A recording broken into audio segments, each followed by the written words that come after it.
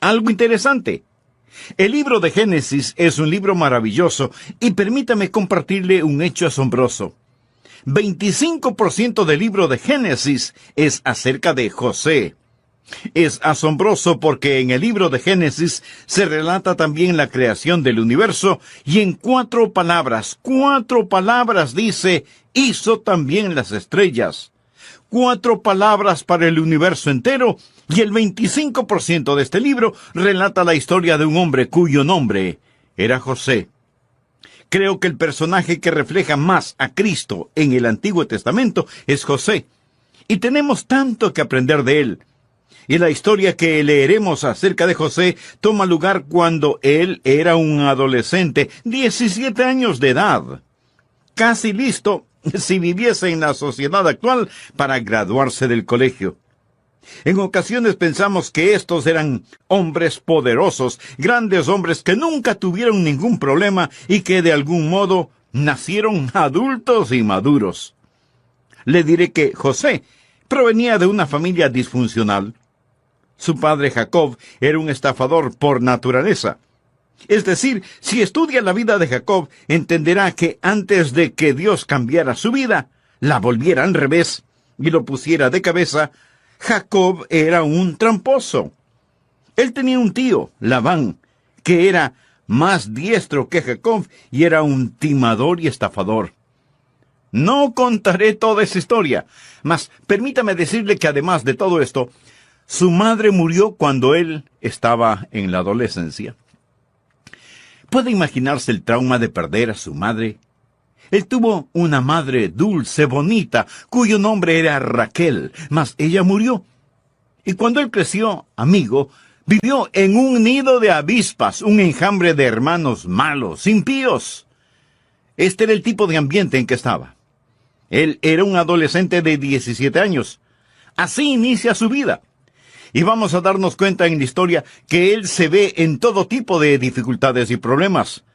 Si usted no está familiarizado con la historia de José, voy a darle tan solo un breve bosquejo en miniatura acerca de este muchacho llamado José. Primero, él era el hijo favorito de su padre. Y creo que era el hijo favorito de su padre porque era hijo de Raquel, quien era la esposa favorita de su padre. Jacob tenía varias esposas, pero el amor de su vida, su verdadero amor, era Raquel, y José era hijo de Raquel. Y Jacob amó a José tanto que le dio una túnica de colores. Después estudiaremos respecto a dicha túnica. Mas él recibe una túnica de colores y él recibe algunos sueños. Dios le habla y Dios le da una visión, y Dios le revela a José, a este muchacho, un joven de 17 años. Un día los recursos de todo el mundo van a estar a tu disposición y los gobernantes mundiales se postrarán a tus pies. José es solo un adolescente de 17 años y Dios le da ese sueño. José se lo cuenta a sus hermanos. Ellos lo envidiaban debido a su túnica de colores, lo que lo distinguía. Sus hermanos le tenían celos porque su padre le amaba más. Le tenían resentimiento debido a sus sueños y las visiones que les contó. Y en una ocasión, cuando estaban afuera en el campo, sus hermanos lo rodearon y lo despojaron de su preciosa túnica. Realmente querían matarlo. Lo lanzaron en un pozo, una cisterna seca para que muriera. Luego, cuando una caravana que iba para Egipto pasó por ahí, ellos dijeron, bien, hagamos algo mejor. En lugar de que muera en el pozo, vendámoslo. Y lo vendieron por el precio de un esclavo. Ahí está este muchacho adolescente. Él no ha hecho nada malo. Ahora él ha sido emboscado por sus hermanos y vendido como esclavo. Puedo verlo atado en la caravana, el látigo silbando en el aire. Y ahí va José, camino a Egipto. Cuando la caravana de ismaelitas llega a Egipto, ponen a José en subasta y lo venden al capitán de la guardia del faraón, Potifar. ¿Quién era Potifar?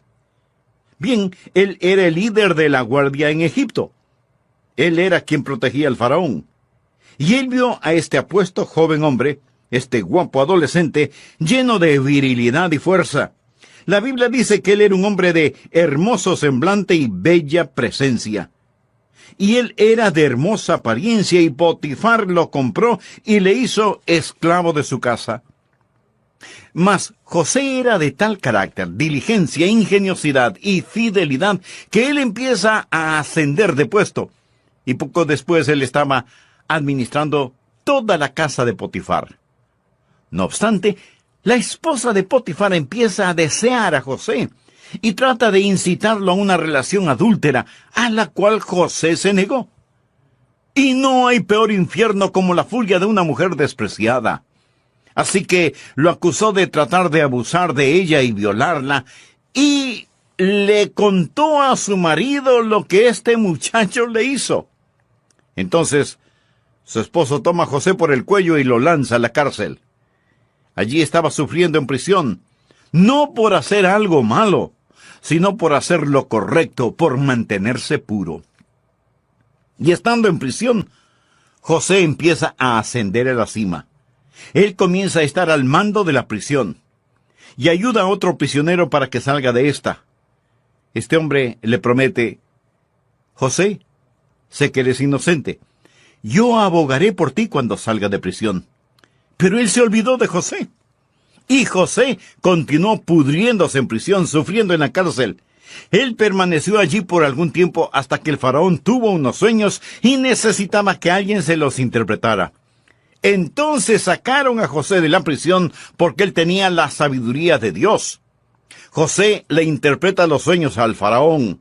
Iban a venir 7 años de abundancia y 7 años de escasez. Entonces el faraón dice: José, eres tan sabio, tan inteligente, voy a ponerte a cargo de todo.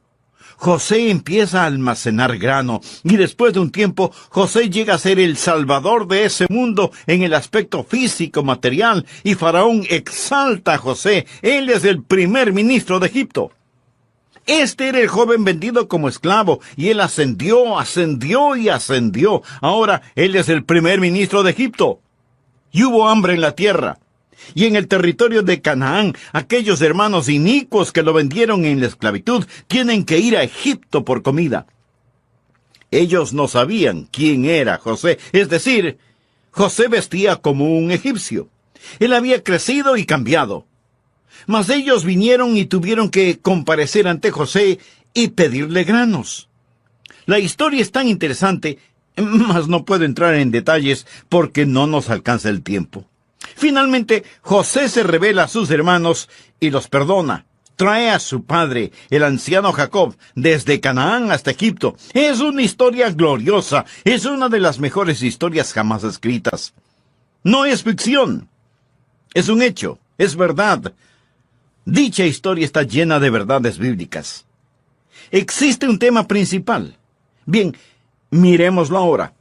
Sírvase buscar Génesis capítulo 39 por un momento y leamos por favor los versículos 2 y 3. Note lo que dice Génesis 39, versículo 2. Mas Jehová estaba con José, y fue varón próspero con él. ¿Lo ve usted?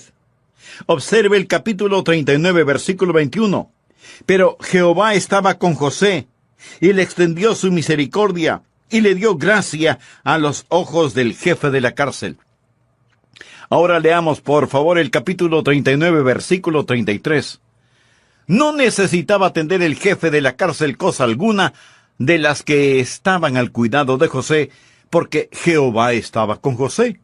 Y lo que él hacía, Jehová lo prosperaba. Me fascina eso. Jehová estaba con José. Jehová estaba con José. No importa lo que pasó. Aquí estaba un hombre que estaba practicando la presencia de Dios. Bien, ¿le gustaría eso? ¿Le gustaría prosperar? Hablo de tener verdadera prosperidad. Esta no es necesariamente riquezas. La prosperidad es la realización progresiva de la voluntad de Dios para su vida. ¿Le gustaría prosperar? Permítame darle 4 principios. Pasemos al capítulo 37, por favor. Primer principio. Exprese su distinción dada por Dios. Cuando Dios lo salvó, Dios lo hizo diferente. Y José expresó su diferencia dada por Dios. Lea los primeros 4 versículos. Habitó Jacob en la tierra donde había morado su padre, en la tierra de Canaán. Esta es la historia de la familia de Jacob. José, siendo de edad de 17 años, apacentaba las ovejas con sus hermanos. Y el joven estaba con los hijos de Bila y con los hijos de Silpa, mujeres de su padre, e informaba José a su padre la mala fama de ellos. Ahora bien, eso no significa que él era un chismoso. Significa que decía la verdad. Llamaba a Israel a José más que a todos sus hijos, porque lo había tenido en su vejez, y le hizo una túnica de diversos colores. Y viendo sus hermanos que su padre lo amaba más que a todos sus hermanos, le aborrecían, y no podían hablarle pacíficamente. Por favor, anótenlo claro y en mayúscula.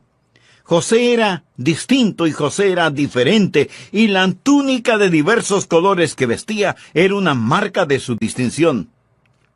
A José se le dio la primogenitura, que era tanto espiritual como material, es decir, él era distinto debido a su nobleza.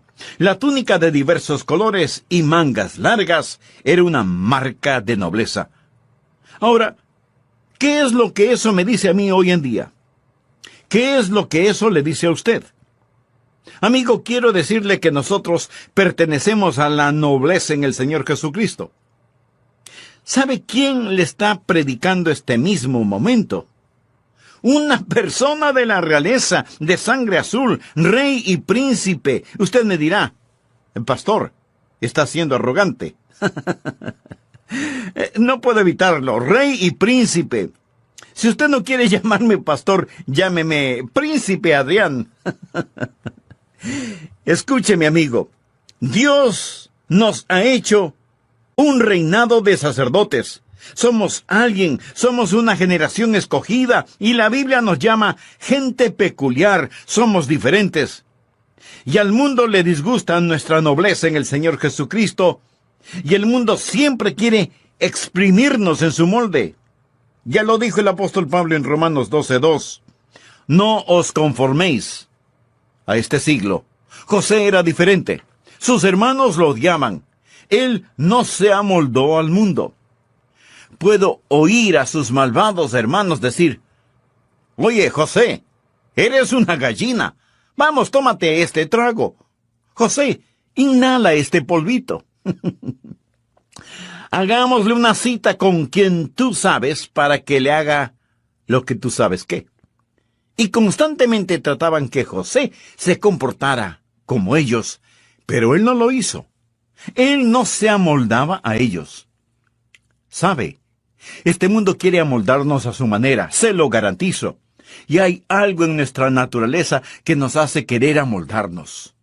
Por eso hablamos de un rebaño de ovejas, o de una manada de lobos, o de un enjambre de abejas, o de una bandada de pájaros, o de una pandilla de muchachos, o de un cotarro de mujeres, y así por el estilo. Todos queremos ser parte, queremos ser moldeados, y lo más importante, la más importante religión en estos días es el culto a la conformidad. El pecado más notorio es el ser diferente. Sin embargo, algunas veces es muy extraño que alguien rompa el molde y se salga del grupo y sea diferente. Por ejemplo, hay un jovencito que en vez de ponerse la gorra con la visera hacia el frente, se la pone con la visera hacia atrás. Y por un tiempo, tal vez los otros jóvenes se burlan de él. Pero pronto, todos están poniéndose las gorras con la visera hacia atrás, sin que importe que una gorra sirve para proteger los ojos de la luz solar, no para proteger el pescuezo. Y lo mismo sucede con la ropa, sea que la usen como una segunda piel o como enormes fundas. ¿Por qué proceden así? No es que quieran ser diferentes, es que quieren conformarse, parecerse a los demás. Basta que uno de ellos se ponga un anillo en la nariz o en la oreja o en el ombligo o en la lengua y todos querrán conformarse, o sea, ser como los demás. Leí que algunos científicos están estudiando por qué los peces nadan siempre en grupo. ¿Sabe lo que los científicos han hecho? A un pez, mediante una cirugía, le hicieron una lobotomía para quitarle el cerebro. Pero el pez podía seguir nadando. Lo que le quitaron fue el instinto de pertenecer al grupo, al cardumen. Así que el pez operado ya no seguía a los demás, nadaba solo. Pero permítame decirle lo que sucedió. Los demás peces empezaron a seguirle, en verdad. Ahí estaba ese pez sin cerebro y el resto de peces le seguían. Para que entienda la aplicación práctica de esta analogía, vaya y vea el comportamiento de los estudiantes en escuelas y colegios. Volvamos a nuestra historia bíblica. Ahí está José. Él rehúsa ser amoldado. Él es diferente. Y quiero decirle, amigo, que un hijo de Dios es diferente. Lo que creemos empieza en una fuente diferente, sigue un curso diferente y concluye en forma diferente. Somos personas nacidas 2 veces en un mundo de gente nacida una sola vez y vamos a estar contra la corriente la mayor parte del tiempo. Y usted debe sobresalir como un diamante en una mina de oro. Nosotros somos especiales, somos distintos. ¿Le gustaría tener la presencia de Dios en su vida? Bien, permítame decirle, exhiba su distinción, su diferencia. Número 2, explore sus sueños dados por Dios. Por favor, observe el versículo 5. Y soñó José un sueño, y lo contó a sus hermanos. Y ellos llegaron a aborrecerle más todavía. Y él les dijo, oíd ahora este sueño que he soñado. He aquí que atábamos manojos en medio del campo, y he aquí que mi manojo se levantaba y estaba derecho, y que vuestros manojos estaban alrededor y se inclinaban al mío. Le respondieron sus hermanos, ¿reinarás tú sobre nosotros, o señorearás sobre nosotros? Y le aborrecieron aún más a causa de sus sueños y sus palabras. Ahí estaba un hombre que tenía un sueño dado por Dios. Él es tan solo un adolescente, mas Dios pone un sueño en su corazón. La juventud es un tiempo no para amoldarse a este mundo, sino para soñar. Permita que Dios ponga un sueño en su corazón. Amigas y amigos de nuestro programa El Amor que Vale, me es muy grato el saludarles y darles una cordial bienvenida. Si recuerda el mensaje anterior, sabe que estamos estudiando el tema cómo practicar la presencia de Dios. Y estamos tomando como ejemplo la vida de José en el Antiguo Testamento. Para resumir lo que ya hemos estudiado, permítame preguntarle, ¿le gustaría prosperar? Hablo de tener verdadera prosperidad, y no necesariamente eso significa ser rico. La verdadera prosperidad es la realización progresiva de la voluntad de Dios en nuestras vidas. Así que, ¿le gustaría prosperar? Permítame darle 4 principios. Primer principio, exprese su distinción dada por Dios. Segundo principio, explore sus sueños dados por Dios. Yo era un poco más joven que José cuando Dios me llamó al ministerio. Estaba en el colegio, y mi pastor me dijo que Dios tenía un plan para la vida de cada persona. Y yo quería saber cuál era el plan de Dios para mi vida. Y le dije al Señor, Señor, yo no sé qué es lo que tú quieres que yo haga, pero lo que quiera que sea, quiero que me muestres tu voluntad. Y lo que quiera que sea, quiero hacerlo. Ahora, Dios le habló a José por medio de un sueño. Dios le puede hablar a usted en alguna otra forma, pero el punto es el siguiente. Dios tiene un plan para su vida. ¿Quiere usted conocer cuál es el plan de Dios para su vida? ¿Realmente quisiera saberlo? Recuerde, José tuvo una visión. Tuvo una pequeña indicación, pero Dios no le dio el mapa completo. Creo que José se hubiera perturbado si Dios le hubiera dicho acerca del pozo y de la prisión y las acusaciones falsas y todo eso. Pero él tuvo un sueño. Él tuvo algo a lo que podía aspirar. Romanos 12, 1 y 2 es para todos los que vivimos en este lado del Calvario, una maravillosa fórmula para los sueños dados por Dios. Leamos esos versículos. Así que, hermanos, os ruego por las misericordias de Dios que presentéis vuestros cuerpos en sacrificio vivo, santo, agradable a Dios, que es vuestro culto racional. No os conforméis a este siglo. Ahora, por favor, note el orden.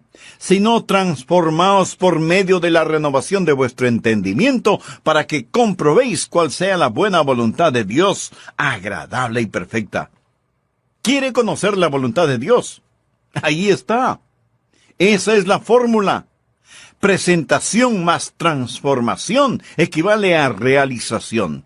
Presentación. Usted se presenta voluntariamente a Dios. ¿Ha hecho eso? Quiero decir, realmente lo ha hecho. Se ha presentado ante Él diciendo, aquí estoy, Señor. La mayoría de las personas nunca han hecho eso. Mucha gente dice, si yo hiciera eso, ¿quién sabe en dónde voy a parar? A lo mejor como misionero en alguna parte de Bongo Bongo. Y por eso usted no quiere presentarse voluntariamente a Dios. Amigo, preséntese a Él. Firme el contrato, entrégueselo a Él y deje que Él termine de llenarlo. No tenga temor de hacerlo así, porque cuando usted se presenta voluntariamente a Él, será transformado. No os conforméis a este siglo, sino transformaos. La palabra transformar proviene del griego metamorfosis. O sea, usted experimentará una divina metamorfosis. ¿Qué significa metamorfosis? Meta quiere decir cambio, y morfosis significa forma. Metamorfosis quiere decir entonces un cambio de forma. Literalmente significa que aquello que está en el interior sale a la superficie. Por ejemplo, la oruga se mete en el capullo y de ahí sale como una mariposa. La naturaleza interna de la oruga es ser una hermosa mariposa. Jesús en el monte de la transfiguración fue transfigurado de acuerdo al relato bíblico. Es la misma palabra, metamorfosis. Jesús pasó por una metamorfosis. ¿Cuál era su naturaleza interna? Gloria. Y esa gloria salió a la superficie debido a la metamorfosis. Él experimentó un cambio de naturaleza. ¿Cuál es la naturaleza interna de un hijo de Dios? Es Jesús. Si usted ha nacido de nuevo, ¿cuál es su naturaleza interna? Es Dios, es Jesús, es la gloria. Su naturaleza interna es Jesús. Cristo vive en usted. Cuando usted se presenta voluntariamente como un sacrificio vivo, habrá una metamorfosis, y aquello que está en su interior saldrá a la superficie. La presentación más la transformación da como resultado la realización, y usted conocerá cuál sea la buena voluntad de Dios, agradable y perfecta. Amigo, escúcheme. Usted no encuentra la voluntad de Dios. La voluntad de Dios lo encuentra a usted. Mantenga su corazón puro delante de Dios. Preséntese voluntariamente a Él. Deje que la gloria de Jesús sea visible en usted. Usted tiene la mente de Cristo. Sigue esa corriente y descubrirá que Dios le está guiando. Recuerde, Dios no le dio a José un mapa detallado, sino que le dio un sueño, una visión. Ahora usted no le dice a Dios, Dios, muéstrame qué es lo que quieres que haga y pensaré si lo quiero hacer. No, Señor. Mas asegúrese que sea Dios quien habla. Cuando menciono los sueños, no estoy hablando de ambición carnal. No estoy diciéndole que Dios ha prometido llevar a cabo sus fantasías. Estoy hablando de un sueño dado por Dios. Dios tiene un sueño para usted. Y Dios desea que soñemos, no en sueños, sino sueños dados por Él.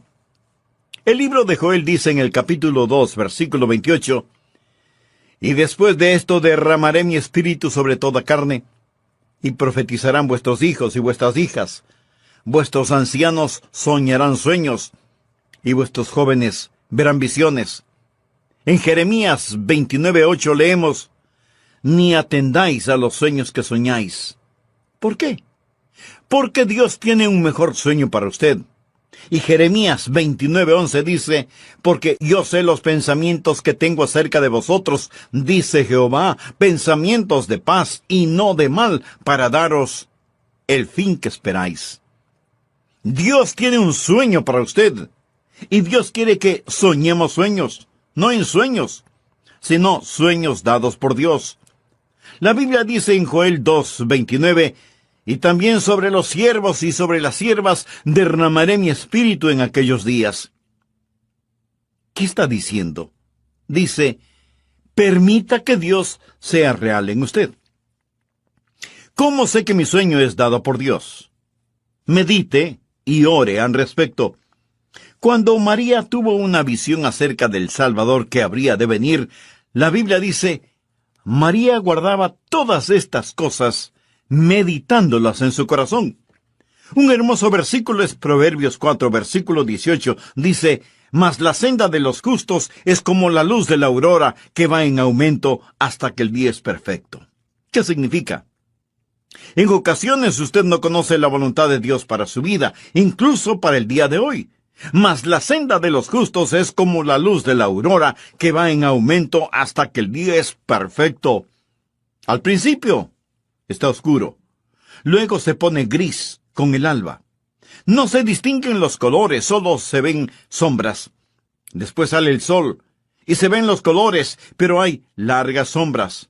Por último es mediodía, mas la senda de los justos es como la luz de la aurora que va en aumento hasta que el día es perfecto. Cuando era niño dije, Señor, ¿qué es lo que quieres que haga? Y después de un tiempito, tuve una semilla en mi corazón y dije, Señor, creo que quieres que predique. Luego fue, Señor, ¿tú quieres que yo predique? Y después fue, Señor, si tú quieres que yo predique, es mejor que me lo dejes saber. Y finalmente dije, Señor, sé que esto es lo que quieres que haga. Asegúrese de sus sueños, báñelos en oración y Dios le guiará. Y aunque usted diga, Señor, si eres tú hablándome, continúa hablándome, explore sus sueños. Eso es lo que José hizo. De paso diré que José era odiado debido a su nobleza, lo despreciaban, y cuando usted tenga un sueño en su corazón, le puedo asegurar que el diablo enviará a su personal del Comité de la Guerra Fría para prevenir que usted realice su sueño, si es que en verdad es un sueño dado por Dios. Una vez cuando todavía era un jovencito, estaba disfrutando de una pequeña siesta en mi dormitorio. Mi papá estaba en el patio con un hombre llamado Bird. Era el sheriff del condado, y yo lo respetaba mucho. Bird le dijo a mi papá, ¿qué es lo que va a hacer Adrián una vez que termine el colegio? Y mi papá respondió, él piensa que va a ser un predicador. Bird comentó, ese muchacho nunca será un predicador, nunca lo logrará. Bird no sabía que yo estaba escuchando sus palabras. Hay mucha gente que dice que no se puede hacer. Pero quiero decirle que si Dios le da un sueño, sí se puede hacer. Los sueños dados por Dios son realizables. Tercer principio, sobrelleve las dificultades dadas por Dios. Cuando hay un sueño dado por Dios, habrá dificultades dadas por Dios. En este capítulo, si usted lee del versículo 8 al 27, se dará cuenta de algunas de las dificultades por las que tuvo que pasar José. Aquí está este hombre, este jovencito más bien, y es ridiculizado por sus hermanos. Hay una conspiración contra él. Primero quisieron matarlo.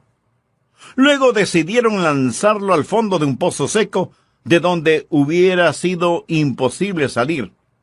Pero finalmente lo vendieron como un esclavo. En la casa en la cual fue llevado a servir, lo acusaron falsamente, y fue a parar en la cárcel. Y ahí estuvo en prisión por mucho tiempo. ¿Estaba Dios fuera de mando? Ni por una milésima de segundo Dios estaba fuera de control. Cuando todo había pasado, por favor, anótelo al margen. Génesis capítulo 50, versículo 20. José confronta a sus hermanos. Vosotros pensasteis mal contra mí, mas Dios lo encaminó bien, para hacer lo que vemos hoy, para mantener en vida a mucho pueblo. Ellos le quisieron hacer mal, y Dios lo permitió para bien de José, de su familia, y de toda una poderosa nación. ¿Cuál es el versículo correspondiente a este? Romanos 8:28. Y sabemos que a los que aman a Dios, todas las cosas les ayudan a bien, esto es, a los que conforme a su propósito son llamados. Dios va a permitir que tenga dificultades en la vida. Dios no las causa. Dios no hizo que la esposa de Potifar acusara a José de violación. Dios no causó que estas cosas pasaran, mas cuando el hombre pone, Dios dispone. Dios no había terminado con José. ¿Está usted en dificultades? Tenía un sueño y este ha sido destruido. Se ha desvanecido su sueño. Eso no significa que Dios ha dejado de tratar con usted. Es decir, si usted está en una situación imposible, conozco por lo menos a un hermano que está en este tipo de circunstancias. Dios le dio un sueño y en este momento el sueño yace en fragmentos. Deseo afirmarle que Dios está por encima de todo y no importa lo que Satanás haga, no importa lo que pase, hay un Dios que controla este mundo. Y amigo, es mejor que usted se aferre a esa verdad para practicar la presencia de Dios en su vida. Cuarto principio. Enliste su dinámica dada por Dios. Usted tiene el sueño, usted tiene las dificultades, pero hay una dinámica. ¿Y cuál es esa dinámica? Por favor, regresemos a Génesis capítulo 39. Jehová estaba con él. Jehová estaba con él. Jehová estaba con él. En el libro de Hechos, cuando un gran predicador estaba predicando un sermón acerca del Antiguo Testamento, ¿sabe lo que él dijo acerca de José? ¿Sabe lo que él discernió respecto a José? Anótelo en el margen. Hechos capítulo 7, versículo 9, dice esto. Los patriarcas, movidos por envidia, vendieron a José. Los patriarcas eran sus hermanos. Ellos los llamaban patriarcas. Vendieron a José para Egipto, pero, escuche, pero Dios estaba con él. Me fascina eso. Pero Dios estaba con él. Cuando venía a grabar este programa, un jovencito de unos 12 o 13 años de edad me detuvo y me preguntó, Pastor, quiero hacerle una pregunta. Y yo le dije, ¿de qué se trata? Él me preguntó, ¿está Dios en el infierno? Muy buena pregunta teológica. Le respondí, hijo, no hay ningún lugar en donde Dios no esté. Dios está en el infierno. Satanás no gobierna en el infierno. Dios le ha dado a Jesús un nombre que está por sobre todo nombre, para que todas las cosas en el cielo y las cosas en la tierra y las cosas debajo de la tierra confiesen que Jesucristo es el Señor para la gloria de Dios el Padre. Así pues, no hay ningún lugar en donde Dios no esté. Un filósofo dijo que Dios es un círculo cuyo centro está en todas partes y cuya circunferencia no está en ninguna parte. Piensa en eso. Dios es un círculo cuyo centro está en todas partes. No hay ningún lugar en donde Dios no esté. Dios está aquí. Dios está allá. Dios está en todas partes. Alguien pregunta, Pastor, entonces, ¿cuál es la diferencia en Dios estando con José y en Dios estando con Hitler? Verá, la diferencia no es su presencia actual. Cuando la Biblia dice que Dios estuvo con él, significa que Dios era por él. Dios estuvo en vez de él. Dios estuvo haciendo cosas para José. Dios estuvo con él en tiempos de persecución. Dios estuvo con él en tiempos de responsabilidad. Dios estuvo con él en tiempos de tentación, como lo veremos más tarde. Dios estuvo con él en tiempos de difamación y sufrimiento. Dios estuvo con él y Dios estuvo con José cuando murió. ¿Sabe lo que yo más quiero? Quiero a Dios conmigo. Yo quiero que haya algo acerca de Adrian Rogers que no se puede explicar aparte del hecho de que Dios está conmigo. Pero Dios no lo permita que me olvide o que nos olvidemos de ser gratos con Él, porque todo es por su gracia. Él está con nosotros. Yo no quiero que Dios quite su mano de mi vida, ni de nuestras vidas. Tendremos pesares, enfermedades. Sabía que mi esposa y yo perdimos un bebecito. Un bebecito que murió en el Día de la Madre. Una de esas muertes de cuna. El Día de la Madre. Acababa de predicar acerca de las glorias de un hogar cristiano. Esa tarde del domingo salimos de Fort Pierce, en West Palm Beach, en la Florida. Aproximadamente 60 millas para estar con la familia. La pequeña iglesia llamó a otro pastor. La casa pastoral estaba contigua a la iglesia. Era una pequeña casita blanca. Y los miembros de la iglesia habían pasado a vernos. Solo teníamos unas cuantas semanas de estar en dicha iglesia. No contábamos con aire acondicionado en esa casa. La iglesia era un simple edificio blanco. Puedo ver la luz amarilla cómo destellaba en aquellas ventanas abiertas.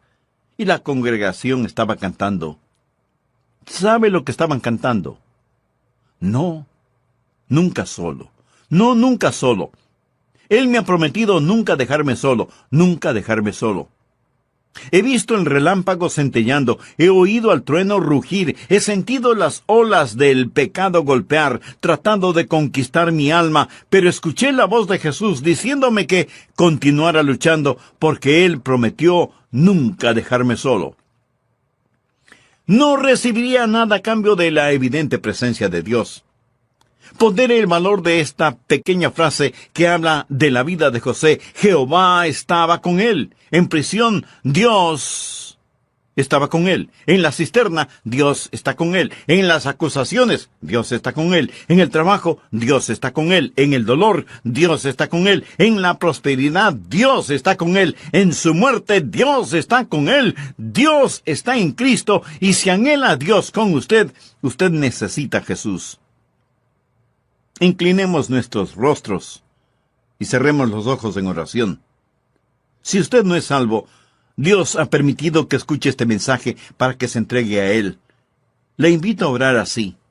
Amado Dios, soy pecador y estoy perdido, y necesito y deseo la salvación. Y Jesús, tú eres el Hijo de Dios. Tú pagaste por mi pecado en la cruz. Tú diste tu vida para salvarme y prometes salvarme si por medio de la fe me entrego a ti. Entra en mi corazón, perdona mis pecados. Deposito mi fe en ti para recibir el regalo de la vida eterna. El aire. Y ahí va José, camino a Egipto. Cuando la caravana de ismaelitas llega a Egipto, ponen a José en subasta y lo venden al capitán de la guardia del faraón, Potifar. ¿Quién era Potifar? Bien, él era el líder de la guardia en Egipto. Él era quien protegía al faraón. Y él vio a este apuesto joven hombre, este guapo adolescente, lleno de virilidad y fuerza. La Biblia dice que él era un hombre de hermoso semblante y bella presencia. Y él era de hermosa apariencia, y Potifar lo compró y le hizo esclavo de su casa. Mas José era de tal carácter, diligencia, ingeniosidad y fidelidad, que él empieza a ascender de puesto. Y poco después él estaba administrando toda la casa de Potifar. No obstante, la esposa de Potifar empieza a desear a José y trata de incitarlo a una relación adúltera, a la cual José se negó. Y no hay peor infierno como la furia de una mujer despreciada. Así que lo acusó de tratar de abusar de ella y violarla, y le contó a su marido lo que este muchacho le hizo. Entonces, Su esposo toma a José por el cuello y lo lanza a la cárcel. Allí estaba sufriendo en prisión, no por hacer algo malo, sino por hacer lo correcto, por mantenerse puro. Y estando en prisión, José empieza a ascender a la cima. Él comienza a estar al mando de la prisión y ayuda a otro prisionero para que salga de esta. Este hombre le promete: José, sé que eres inocente. Yo abogaré por ti cuando salga de prisión. Pero él se olvidó de José. Y José continuó pudriéndose en prisión, sufriendo en la cárcel.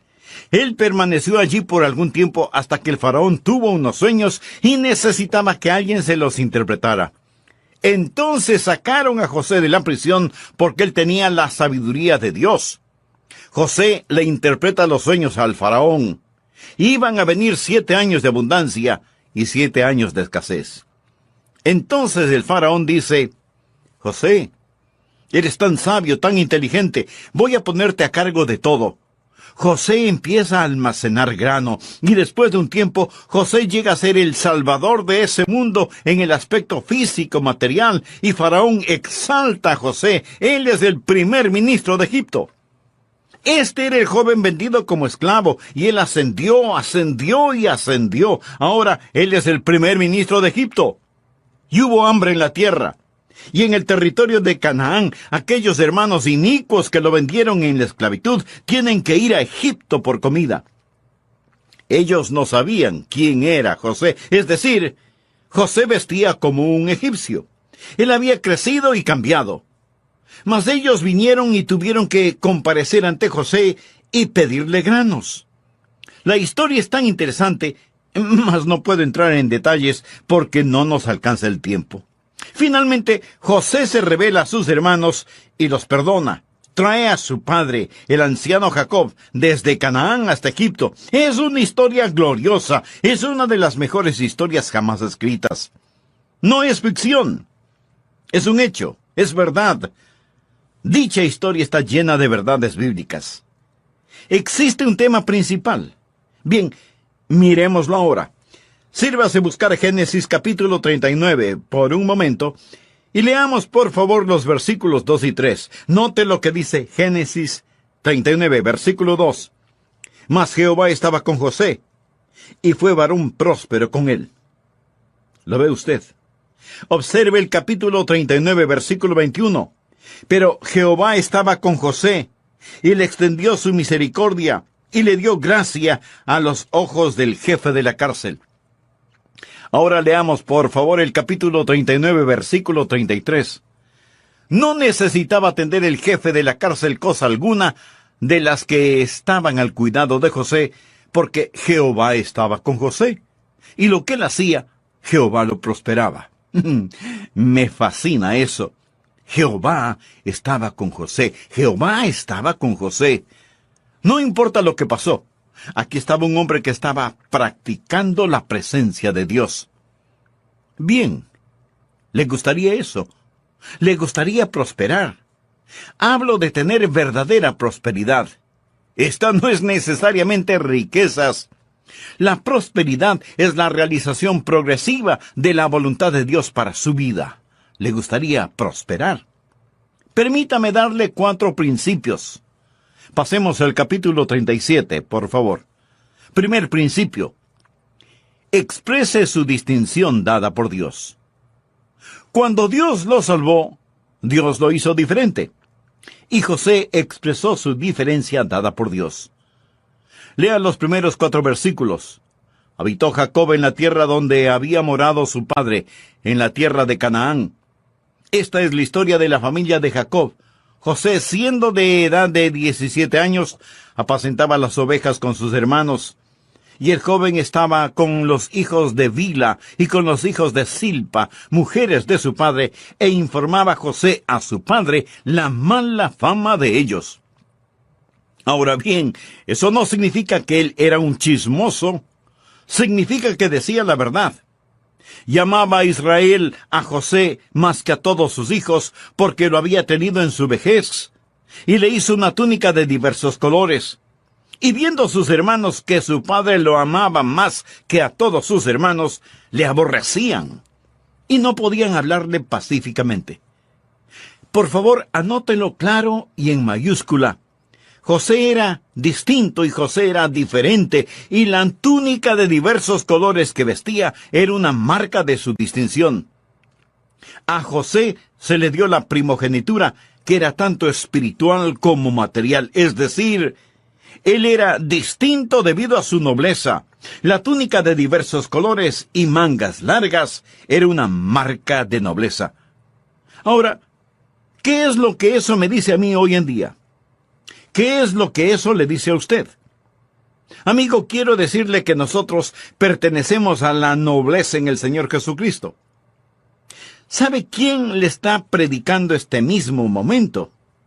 Una persona de la realeza, de sangre azul, rey y príncipe. Usted me dirá, pastor, está siendo arrogante. No puedo evitarlo, rey y príncipe. Si usted no quiere llamarme pastor, llámeme príncipe Adrián. Escúcheme, amigo. Dios nos ha hecho un reinado de sacerdotes. Somos una generación escogida, y la Biblia nos llama gente peculiar. Somos diferentes. Y al mundo le disgusta nuestra nobleza en el Señor Jesucristo.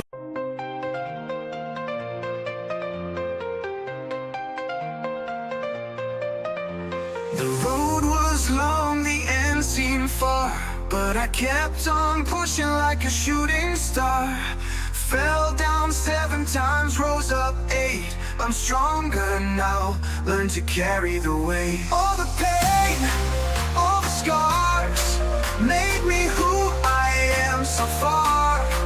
Every fall, every mistake, helped me learn to carry the weight.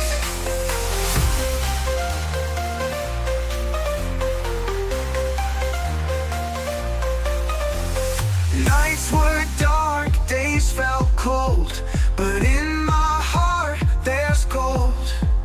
Through the storm I found my light. In the end I knew I'd be alright. All the pain, all the scars, made me who I am so far.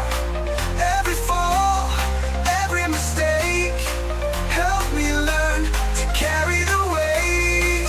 Rise up, keep climbing high, reaching for the endless sky. With each step I'll find my way, stronger than I was yesterday. All the pain, all the scars, made me who I am so far. Every fall, every mistake, helped me learn to carry the weight.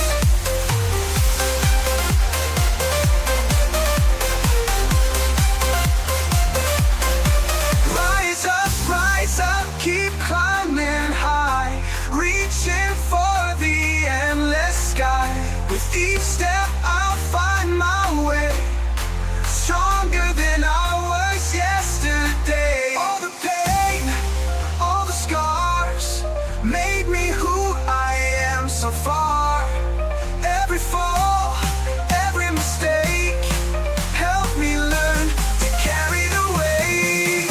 Rise up, keep climbing high, reaching for the endless sky. With each step I'll find my way, stronger than I was yesterday.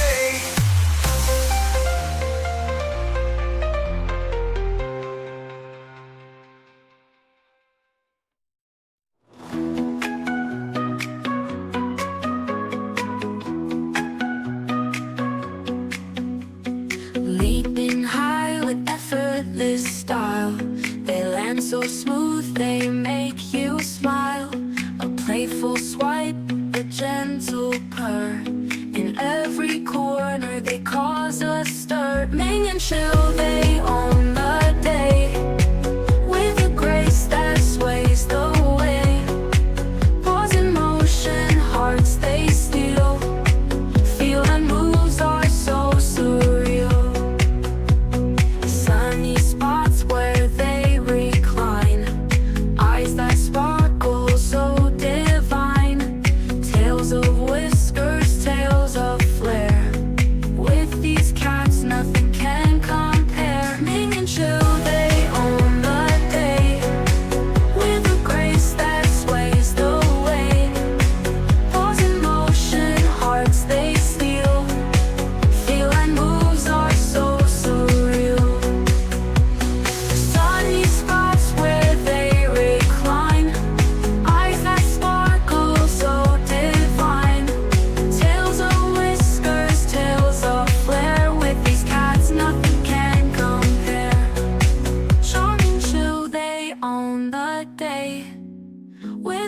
grace that sways the way. Pause in motion, hearts they steal. Feel and moves are so surreal. Ming and chill, they own the day. With a grace that sways the way. Pause in motion, hearts they steal. Feel and moves are so surreal.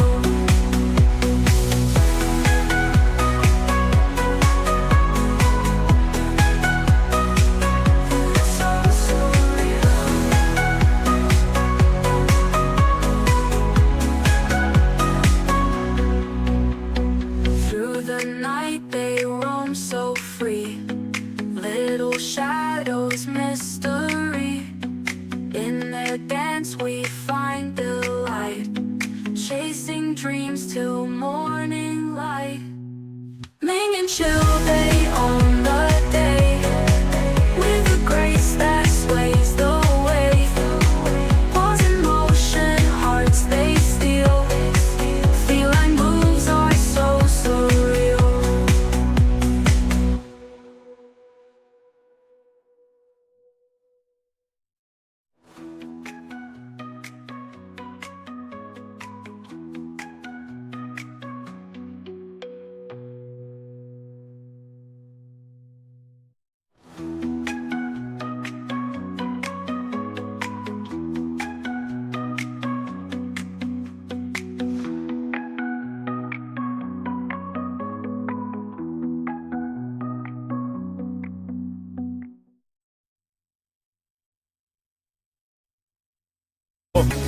Y el mundo siempre quiere exprimirnos en su molde. Ya lo dice el apóstol Pablo en Romanos 12:2. No os conforméis a este siglo. José era diferente. Sus hermanos lo odiaban. Él no se amoldó al mundo. Puedo oír a sus malvados hermanos decir: oye, José, eres una gallina. Vamos, tómate este trago. José, inhala este polvito. Hagámosle una cita con quien tú sabes para que le haga lo que tú sabes que. Y constantemente trataban que José se comportara como ellos, pero él no lo hizo. Él no se amoldaba a ellos. ¿Sabe? Este mundo quiere amoldarnos a su manera, se lo garantizo. Y hay algo en nuestra naturaleza que nos hace querer amoldarnos. Por eso hablamos de un rebaño de ovejas, o de una manada de lobos, o de un enjambre de abejas, o de una bandada de pájaros, o de una pandilla de muchachos, o de un cotarro de mujeres, y así por el estilo. Todos queremos ser parte, queremos ser moldeados, y lo más importante, la más importante religión en estos días es el culto a la conformidad. El pecado más notorio es el ser diferente. Sin embargo, algunas veces es muy extraño que alguien rompa el molde y se salga del grupo y sea diferente. Por ejemplo, hay un jovencito que en vez de ponerse la gorra con la visera hacia el frente, se la pone con la visera hacia atrás. Y por un tiempo, tal vez los otros jóvenes se burlan de él. Pero pronto, todos están poniéndose las gorras con la visera hacia atrás, sin que importe que una gorra sirve para proteger los ojos de la luz solar, no para proteger el pescuezo. Y lo mismo sucede con la ropa, sea que la usen como una segunda piel o como enormes fundas. ¿Por qué proceden así? No es que quieran ser diferentes, es que quieren conformarse, parecerse a los demás. Basta que uno de ellos se ponga un anillo en la nariz o en la oreja o en el ombligo o en la lengua y todos querrán conformarse, o sea, ser como los demás. Leí que algunos científicos están estudiando por qué los peces nadan siempre en grupo. ¿Sabe lo que los científicos han hecho? A un pez, mediante una cirugía, le hicieron una lobotomía para quitarle el cerebro. Pero el pez podía seguir nadando. Lo que le quitaron fue el instinto de pertenecer al grupo, al cardumen. Así que el pez operado ya no seguía a los demás, nadaba solo. Pero permítame decirle lo que sucedió. Los demás peces empezaron a seguirle. En verdad, ahí estaba ese pez sin cerebro y el resto de peces le seguían.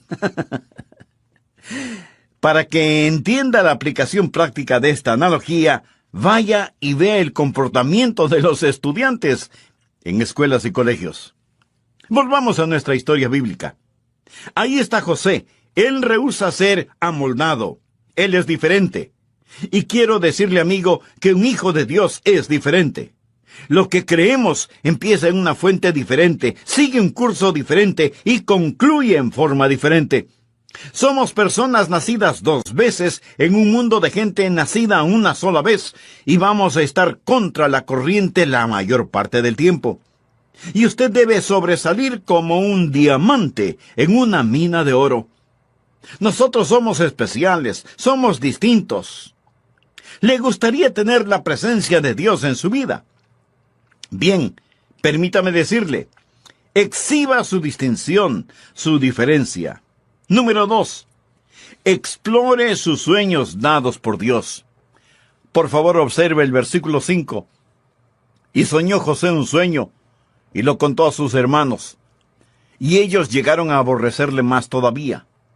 Y él les dijo, oíd ahora este sueño que he soñado. He aquí que atábamos manojos en medio del campo, y he aquí que mi manojo se levantaba y estaba derecho, y que vuestros manojos estaban alrededor y se inclinaban al mío. Le respondieron sus hermanos, ¿reinarás tú sobre nosotros, o señorearás sobre nosotros? Y le aborrecieron aún más a causa de sus sueños y sus palabras. Ahí estaba un hombre que tenía un sueño dado por Dios. Él es tan solo un adolescente, mas Dios